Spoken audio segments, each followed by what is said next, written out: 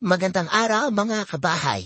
For today's video ay pag-uusapan natin ang small house ni Ma'am Joy D. Isang single mom na OFW. Ayon sa may-ari, ito ay may sukat na 4.5 by 4.8 meter. May isang kwarto na may sukat na 3 by 3 at CR na may sukat na 1.5 by 1.8 meter.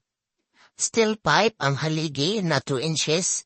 Ang poste niya ay GI pipe S20 na 2 inches, may haba na 6 meters at nagkakahalaga ng 1,200 pesos kada isang piraso.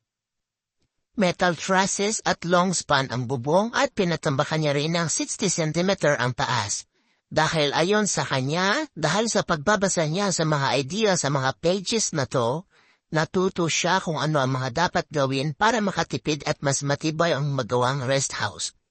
Nasa 80,000 pesos po ang nagastos kasama na labor at materialis. Hindi pa nagawa ang pinto. Plain sheet ang pinagawa ni Ma'am na tubular ang hamba at frame. 7 days ito ginawa na may isang foreman, 2 skilled at 2 labor.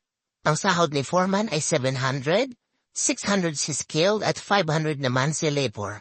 Libre merienda, lunch at alak sa hapon. Hindi kasali sa 80,000 ang septic tank at puso.